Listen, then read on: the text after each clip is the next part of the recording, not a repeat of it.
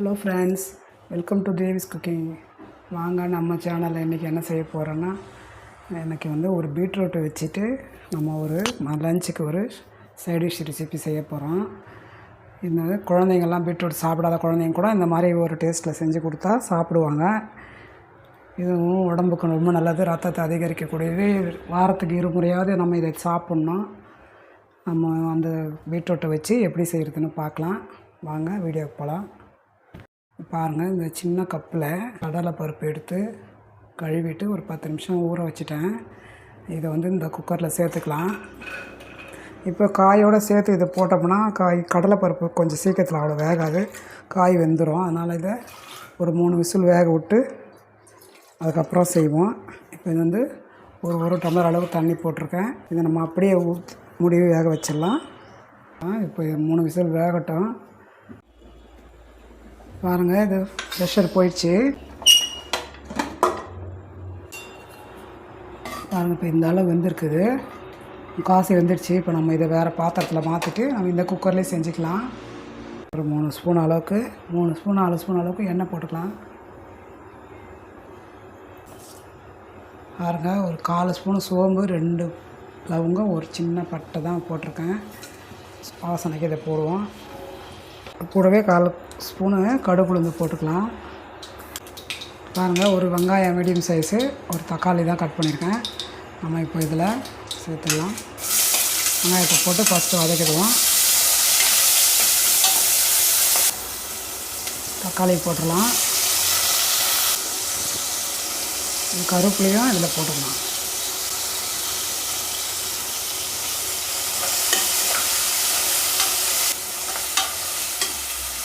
இப்போ நம்ம இது அரைஞ்சி வச்சுருக்கோம் இல்லையா, மீடியம் சைஸு பீட்ரூட் 2, இதை நம்ம இதில் போட்டு வதக்குவோம்.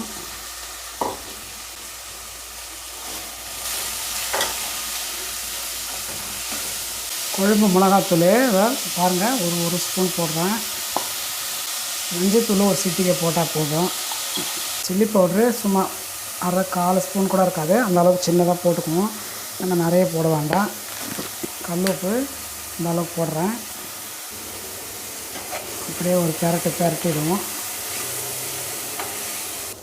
இப்போ நம்ம வேக வச்சுருக்கல இந்த கடலைப்பருப்பு இதில் சேர்த்துடலாம். ஒரு 1/2 டம்ளர் அளவுக்கு தண்ணி போட்டுடலாம். இப்போ இதோட சேர்த்து இதையும் நம்ம ஒரு 3 விசில் போட்டு வேக வச்சிடலாம்.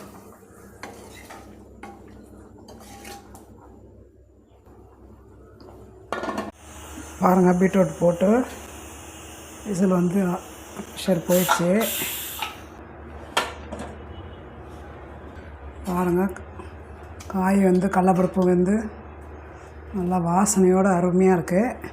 நம்ம இதில் இப்போ ஒரு துண்டு தேங்காய் சீவி வச்சுருக்கேன், காய் சீவுறதில் அதை நம்ம இதில் போட்டுடலாம்.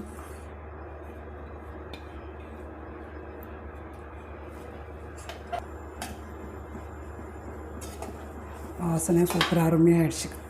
தேங்காய் போட்டும் கொதி வந்துடுச்சு. நம்ம இது அவ்வளோதான், இது வேலை முடிஞ்சிடுச்சு. இது இறக்க வேண்டியது தான்.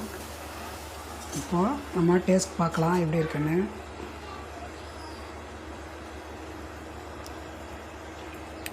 காரம் உப்புலாம் சூப்பராக அருமையாக இருக்குங்க. குழம்பே தேவையில்லை, இது இருந்தாலே சாதத்தில் போட்டு பிசைஞ்சு கூட சாப்பிட்டுக்கலாம். அப்படின்னா ரசம் சாம்பாருக்கும் இது மேட்ச் ஆகும்.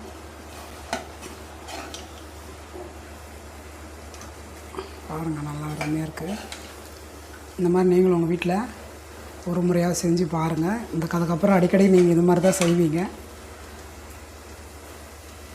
உங்களுக்கு இந்த வீடியோ பிடிச்சிருந்தால் லைக் பண்ணுங்கள், ஷேர் பண்ணுங்கள், சப்ஸ்கிரைப் பண்ணுங்கள், ஃப்ரெண்ட்ஸுக்கும் ஷேர் பண்ணுங்கள். நெக்ஸ்ட் வீடியோவில் சந்திப்போம். அது வரைக்கும் பாய்.